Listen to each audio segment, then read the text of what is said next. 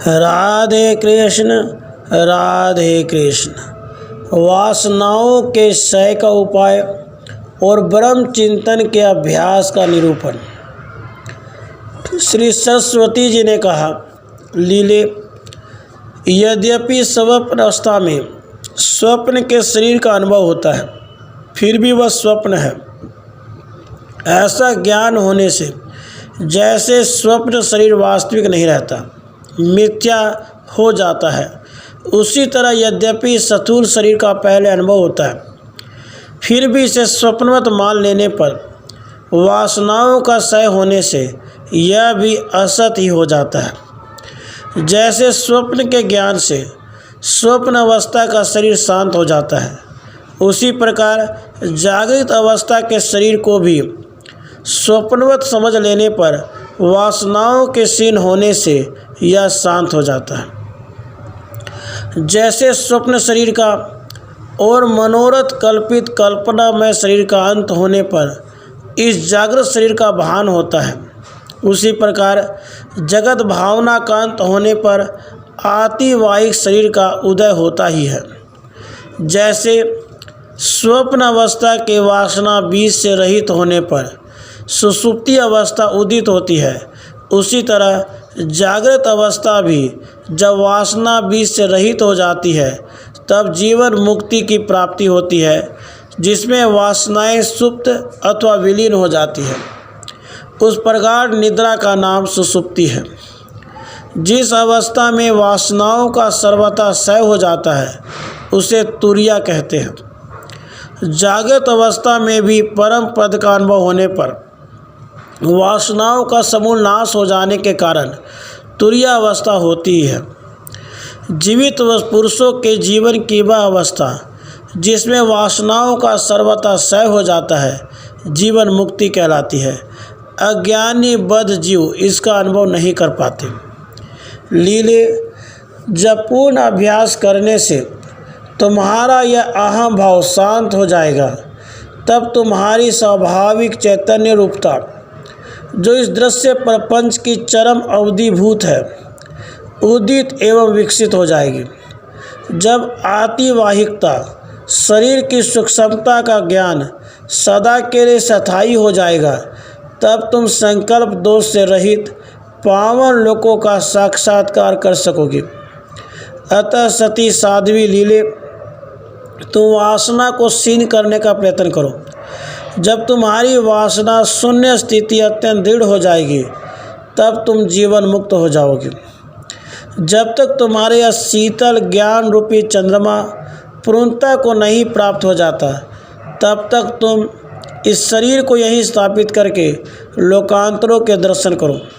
मैंने तुमसे जो यह बात कही है, यह बालकों से लेकर सिद्ध पुरुषों तक में प्रसिद्ध, सबके अनुभव से सिद्ध एवं यथार्थ है। यह शरीर न तो मरता है और न जीता ही है। स्वप्न और संकल्प संबंधी भ्रम में मरण और जीवन की चर्चा ही क्या है। बेटी, जैसे मनोरथ कल्पित पुरुष में जीवन और मरण असत्य ही प्रतीत होते हैं, उसी तरह इस स्थूल शरीर में भी जीवन मरण मिथ्या ही है। लीला बोली, देवी, आपने मुझे यहाँ उस निर्मल ज्ञान का उपदेश दिया है जिसके श्रवण मात्र से दृश्य रूपी हैजे की बीमारी शांत हो जाती है। अब इस विषय में मेरा एक और उपकार कीजिए। कृपया मुझे यह बताइए कि वह अभ्यास क्या है, कैसा है, अथवा कैसे वह पुष्ट होता है और उसके पुष्ट हो जाने पर क्या होता है। श्री सरस्वती जी ने कहा, बेटी, जिस पुरुष के द्वारा जिस साधन से जब जब जो भी कार्य किया जाता है वह अभ्यास के बिना कभी सिद्ध नहीं होता। सच्चित आनंद घन परमात्मा का चिंतन करना, जिज्ञासु के प्रति उसका वर्णन करना, आपस में एक दूसरे को ब्रह्म के तत्व का बोध कराते रहना तथा उस एकमात्र ब्रह्म के परायण हो जाना, इसे ही विद्वान लोग ब्रह्म विषयक अभ्यास कहते हैं। जो विरक्त महात्मा पुरुष मुक्ति के लिए अपने अंतःकरण में भोग वासनाओं के क्षीण होने की भावना करते हैं, वे ही भव्य कल्याण के भागी पुरुष भूमंडल में विजयी होते उत्कृष्ट पद पाते हैं।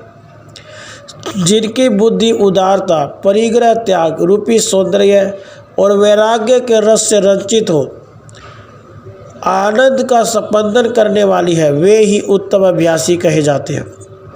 जो लोग युक्ति तथा शास्त्रों के ज्ञाता के द्वारा जानने में आने वाली लौकिक ज्ञेय वस्तु के अत्यंत भाव की सिद्धि के लिए प्रयत्न करते हैं, वे ब्रह्म अभ्यासी कहे गए। यह दृश्य जगत सृष्टि के आरंभ में उत्पन्न नहीं हुआ, इसलिए कभी भी इसका अस्तित्व है ही नहीं। जो कुछ प्रतीत हो रहा है वह मैं ही हूँ। मुझ सच्चित आनंद घन परब्रह्म परमात्मा से यह भिन्न नहीं है। ऐसे अभ्यास को ब्रह्म ज्ञान का अभ्यास कहा गया है। दृश्य की उत्पत्ति कभी हुई ही नहीं।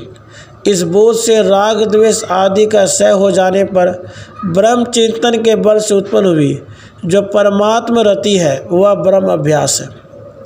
जैसे शरद ऋतु में हिम के समान शीतल ओस जल के अभिषेक से सब और फैला हुआ भारी कोहरा मिट जाता है, उसी प्रकार चित्त में पूर्वोक्त रीति से अभ्यास में लाए हुए विवेक बोध रूपी जल के निरंतर सिंचन से, जो संपूर्ण तापों को शांत करने वाला होने के कारण हिम के समान शीतल है, संसार रूपी कृष्ण पक्ष की अंधेरी रात में उत्पन्न हुई मोहमयी गाढ़ निद्रा सर्वथा गल जाती है, मिट जाती है। महर्षि वाल्मीकि जी कहते हैं, जब मुनिवर वशिष्ठ इस प्रकार यह प्रसंग सुना चुके, तब दिन बीत गया, सूर्य अस्त हो गए। मुनियों की वह सभा वशिष्ठ जी को नमस्कार करके सायंकालिक कृत्य करने के लिए चली गई और रात बीतने पर सूर्य की किरणों के साथ ही फिर सभा स्थान में आ गई। राधे कृष्ण, राधे कृष्ण।